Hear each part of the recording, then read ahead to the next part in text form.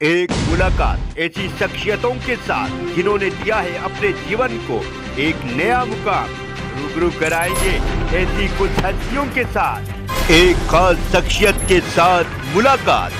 जयदेव पटेल के साथ number 1 India news पर रात। नमस्कार व्यूअर्स, मैं जयदेव पटेल और आप देख रहे हैं नंबर 1 इंडिया न्यूज। आपका एक बार फिर स्वागत है एक खास शख्स के साथ मुलाकात प्रोग्राम में। आज हमारे साथ खास मेहमान है दिल्ली एम्स के पूर्व निदेशक doctor MC Mishra. Doctor MC Mishra, आपका बहुत बहुत स्वागत है आज हमारे प्रोग्राम में। बहुत बहुत धन्यवाद जयदेव जी। डॉक्टर एमसी मिश्रा, आपसे मेरा पहला सवाल है कि ये जो नया वेरिएंट आया है ये क्या खतरनाक है, लोगों को कितना सावधान होने की जरूरत है और क्या इसका पैतरा है? जयदेव जी देखिए, हमें वेरिएंट्स से कोई डरने की इतनी आवश्यकता नहीं है। वेरिएंट्स आते रहेंगे जाते रहेंगे जैसे अब तक होता आया है। केवल हमको सतर्क रहने की आवश्यकता है कि हमको संक्रमण हो ही ना। तो उसके लिए जो हम लोगों ने किया है अब तक, अपना बचाव और बचाव के साथ साथ टीकाकरण, ये दो महत्वपूर्ण हमारे पास हथियार थे, हैं और रहेंगे। अब आप अगर पूरा इस कोविड के महामारी का अभी तक का ग्राफ देखें, शुरू से 2020 फरवरी से लेकर और अब तक, तो केवल एक अल्फा वेरिएंट और डेल्टा वेरिएंट, इन दो ने प्रकोप ज्यादा किया था। और उस समय पता भी नहीं था हम लोगों को कि ये वायरस किस तरह से व्यवहार करेंगे, और खास तौर पे डेल्टा वेरिएंट। तो अब अगर वायरस अपना पूरा चरित्र ही न बदल ले तभी इसमें गंभीरता होने की आशंका रहेगी। नहीं तो जो अभी की जितनी भी टीके हैं, हमारे भी और जो दूसरे भी विदेशों के जो टीके बने हुए हैं, उनसे ओमिक्रॉन भी कवर होता है, डेल्टा वेरिएंट भी पार्शली कवर होता है, अल्फा वेरिएंट भी होता है, क्योंकि ये प्रोटीन बेस्ड टीके हैं जो स्पाइक प्रोटीन से बनते हैं और इनमें सब में स्पाइक प्रोटीन होती ही है। अब बिल्कुल डेल्टा वेरिएंट की तरह कुछ आ जाए तो कहना संभव नहीं होगा, लेकिन उसकी संभावना बहुत न्यूनतम है। ये अवश्य हो सकता है कि जैसे आप देखिए, आमतौर से जब भी सर्दी शुरू होती है तो खांसी जुकाम के केसेस बढ़ जाते हैं एकदम से। कुछ लोगों को उसमें भी गंभीरता होती है, अधिकतर लोगों को ठीक हो जाता है। और जब भी आपके परिवार में किसी एक व्यक्ति को होता है वो संक्रमण, सभी को हो जाता है, हो जाता था, हो जाता है, जो ओमिक्रॉन में भी हुआ। हो सकता है ये वेरिएंट जैसा कह रहे हैं कि अधिक संक्रमण करे, शायद ओमिक्रॉन से भी अधिक करे, लेकिन उससे गंभीरता होने की संभावना बहुत न्यूनतम है। तो अब जो बहुत सारे हमारे पब्लिक हेल्थ के विशेषज्ञ हैं, उनका मानना भी है, जो हमारे वायरोलॉजी के बहुत सारे स्पेशलिस्ट हैं, एक्सपर्ट्स हैं, उनका मानना भी ये है कि अब जो जिस प्रकार से पिछले अप्रैल और मई में डेल्टा वेरिएंट का प्रकोप हम लोगों को झेलना पड़ा, उसकी संभावना बहुत कम है। लेकिन गर्मियों में भी कुछ वायरसेस हैं जो ज्यादा पनपते हैं, वो उसकी संभावना से पूरी तौर से इनकार नहीं किया जा सकता है। और ये संभव है कि अभी भी एक बड़ी जनसंख्या को टीकाकरण नहीं हुआ है, बहुत सारे लोगों को अभी भी संभवतः संक्रमण भी नहीं हुआ है। उन लोगों को अवश्य संक्रमण होने का जो खतरा है वो रहेगा, लेकिन टीकाकरण होने के बाद संक्रमण जिनको हो चुका है, अल्फा वेरिएंट, डेल्टा वेरिएंट और ओमिक्रॉन में, उसमें उससे भी बहुत बचाव लोगों का हो रहा है और होता रहेगा। और अब जो एक प्रोटेक्शन डोज की भी बात चली है कि 9 महीने के बाद, दूसरा टीका लगने के 9 महीने के बाद प्रोटेक्शन डोज भी लगवा ले तो और आपकी जो प्रतिरोधक क्षमता है वो और सुदृढ़ हो जाएगी। तो ये सब देखते हुए हम लोगों की स्थिति इस समय बहुत सुदृढ़ है, भारत में भी और बाकी दुनिया में भी। जो हमारे मृत्यु दर है वो बहुत कम हो गई है।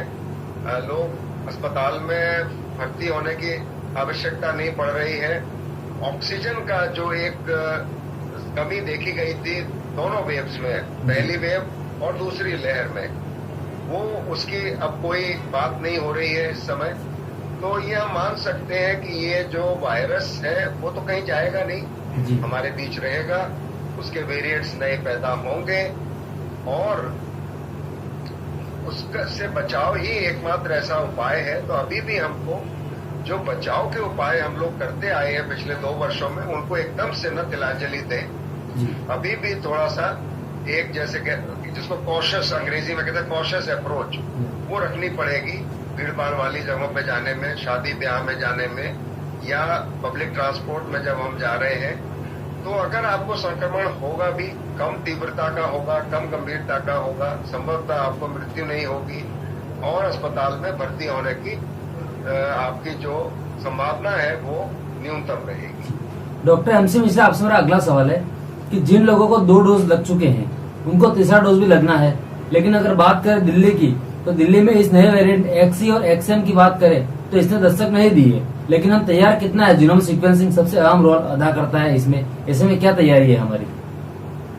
बिल्कुल, जीनोमिक सीक्वेंसिंग लगातार हो रही है, इसी वजह से पता भी लगा है इस जो आपने वेरिएंट का नाम लिया, इसके विषय में भी पता लगा है। और ये भारत में ही नहीं और जगहों पे भी, यूके में भी इस वेरिएंट का पता लगा है, लेकिन कोई उससे विशेष परेशानी सामने नहीं आई है अभी तक। और भारत में भी अब देखिए जो आंकड़े हैं आज के, उनमें करीब 1000 संक्रमित रोगियों का रिपोर्टिंग हो रहा है 24 घंटे में। 700 तक भी चला गया, 800 तक भी चला गया। और इतना संक्रमण होना इतनी बड़ी जनसंख्या में, मैं समझता हूं कि ये न्यूनतम है और इससे बहुत परेशान होने की आवश्यकता नहीं है। कोई भी वेरिएंट हो, अगर हमारे फेफड़ों पे असर नहीं डाल रहा है ये वायरस वेरिएंट, तो फिर हमको कोई इससे इतनी संक्रमण हो सकता है और कम तीव्रता का होगा, जल्दी ठीक हो जाएगा। जैसे ओमिक्रॉन में हमने देखा कि 2-3 दिन 4 दिन में लोगों को लक्षण होते थे और ठीक हो जाते थे, अस्पताल में भर्ती होने की भी आवश्यकता नहीं पड़ी, ऑक्सीजन की भी कोई रिक्वायरमेंट नहीं पड़ी। लेकिन जिन लोगों को प्रतिरोधक क्षमता पहले से ही कमजोर है, उनकी जिस तरह से ऑर्गन ट्रांसप्लांट के बाद इम्यूनो सप्रेशन दिया जाता है प्रतिरोधक क्षमता कम करने के लिए, या किसी को स्टेरॉइड पे है, वो सांस की तकलीफ है, किसी और वजह से उनको स्टेरॉइड मिल रहा है, या उम्र अधिक है, तो उसमें भी हमको बचाव आवश्यक है कि संक्रमण से हम बचें और न हो। इसलिए प्रोटेक्शन डोज अवश्य लगवा ले लोग। और कुछ जो देश है वो चौथी डोज की भी बात कर रहे हैं, तो उसको चाहे तो हम चौथी डोज कह लें या कह लें कि प्रतिवर्ष हमको 3 डोज की वैक्सीन लगवानी पड़ेगी। तो अभी इसमें के भी उत्तर आने अभी बाकी हैं।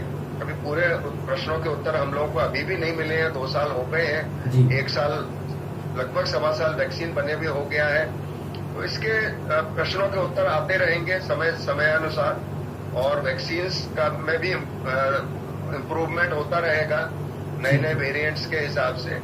तो मैं ये समझता हूँ हम लोगों का जो दायित्व बनता है वो कोविड उचित व्यवहार, कोविड अनुकूल व्यवहार करते रहें। जब भी अपना एक ऐसा, जैसे हम कपड़े पहन के बाहर निकलते हैं उस प्रकार से अगर मास्क पहन के हम निकलेंगे तो हम समझते हैं कि हम अपने को भी बचा के रखेंगे और दूसरों को भी। 18 वर्ष से नीचे के लोगों को भी वैक्सीन अब उपलब्ध है, टीके उपलब्ध हैं, उन लोगों को भी लगवा लेना चाहिए।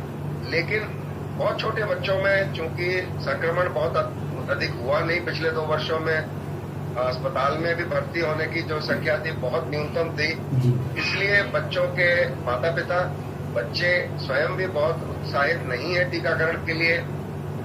दूसरे पब्लिक हेल्थ एक्सपर्ट भी जो हमारे हैं उनका भी मानना ये है कि बच्चों पे बहुत ज्यादा विशेष ध्यान करने की कोई इतनी आवश्यकता नहीं है, क्योंकि केवल बड़े बच्चे जो 12 से 18 वर्ष के हैं जो स्कूल कॉलेज जा रहे हैं उनको टीकाकरण के लिए उत्साहित करना चाहिए, प्रोत्साहित करना चाहिए, जिससे वो संक्रमण लेके घर आए तो उनके घर में जो बड़े लोग हैं वो उनको संक्रमण उनकी वजह से न हो। जी डॉक्टर एमसी मिश्रा, आपसे मेरा क्लोजिंग क्वेश्चन है कि दिल्ली में देखने को मिल रहा है कि जो संक्रमण दर है वो तेजी से बढ़ रही है। पहले 1% से कम थी, अब हाल फिलहाल में ज्यादा 1.5% के आसपास हो गई थी, लेकिन अभी फिलहाल की बात करें तो 1% बरकरार है। ऐसी स्थिति में क्या लापरवाही एक वजह नजर आ रही है? लोगों को मास्क पहने रहना चाहिए अभी भी? हाँ, ये इसमें एक वजह हो सकती है, क्योंकि जैसे अब मास्क का जो उस पर शुल्क लगता था, फाइन लगता था जी, वो समाप्त हो गया है। तो लोगों को ऐसा लग रहा है कि कोविड समाप्त हो गया है, कोविड महामारी समाप्त हो गई है, इसलिए लोगों में भी थोड़ी सी लापरवाही देखने में आ रही है और इसी वजह से केसेस थोड़े बहुत बढ़ते घटते रहेंगे, दिल्ली में भी, बाकी जगहों पे भी।